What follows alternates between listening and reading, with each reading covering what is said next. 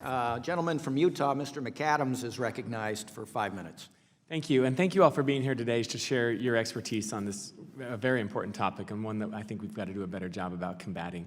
Trafficking takes shape in many forms and has many victims, whether it's the over 20 million people trafficked into forced labor or sexual exploitation, or the drugs that are trafficked into our country that devastates families and communities. And while they have differences for sure in what is trafficked, we know that they also share commonalities. So I'm glad that this hearing is exploring the topic in more depth and hopefully will provide lawmakers some direction on how to better counter these various forms of illicit activity. So my first question, Ms. Nguyen Swift, you noted that financial institutions are well situated to assist law enforcement in identifying strong investigative leads, given that different trafficking networks often exhibit overlapping financial indicators. Can you elaborate on how some of these networks operate similarly from a financial perspective, and what type of indicators can we see? Sure. Often, at the end of the day, all types of trafficking is a business, and financial services companies provide a limited amount of products.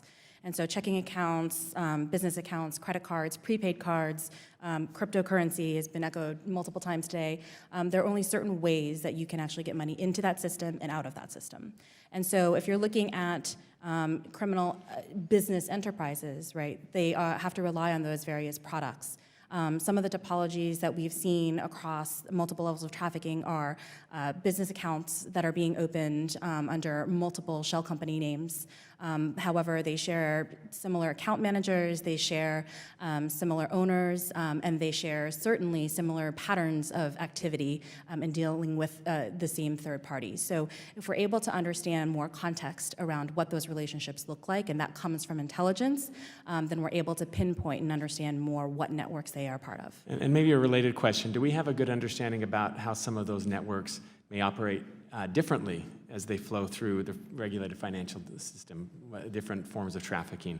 That is, do we understand how a human trafficking network would appear as it proceeds through the financial system compared to how a drug trafficking network would appear?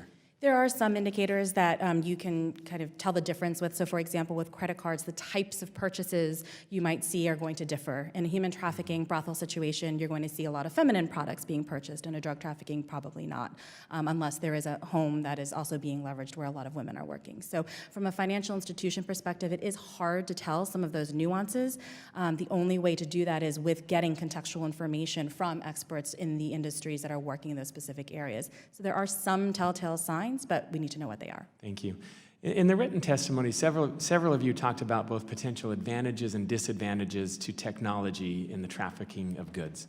Professor Realuyo, you noted that opioid buyers can visit dark websites anonymously using special browsers and make purchases with virtual currencies like Bitcoin, making transactions difficult to trace. And Dr. Casanova, you testified that adopting technical solutions to monitoring trade finance transactions, including by adopting blockchain-based trade finance platforms, can play a role in uncovering suspicious transactions.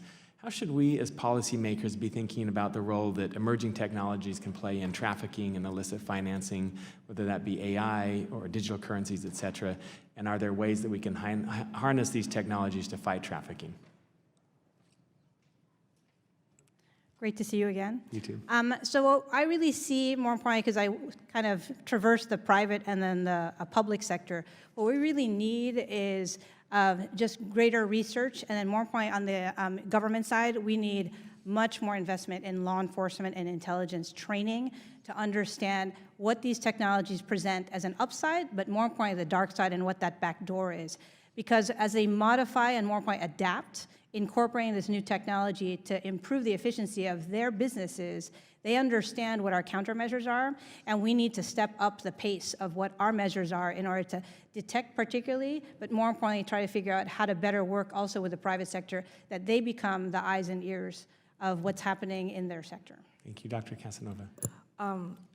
Thank you for this chance to kind of give a bit of a positive side of new technology. So for proliferation financing, when I talk to the representatives of the financial institutions, they feel a little bit overwhelmed that, if we start checking everybody so deeply, then it will slow down our transactions. And so for them, the main challenge is how to operationalize the risk and automate it. And this is where technology can come in very handy. And just to give two specific examples, it's the pilot blockchain-based trade finance platform Voltron that I was referring to. And the people behind it, they're more interested in efficiency, but because it provides better transparency, you can have a collateral positive effect in finding out some suspicious actors. Artificial intelligence, for example, there are startups that are working on that, and this is the untapped potential of technology, and I think, from where we sit, there are definitely... I'm going to have to cut you off. yeah, The gentleman's definitely time, ways to use it for gentleman's positive. time has expired.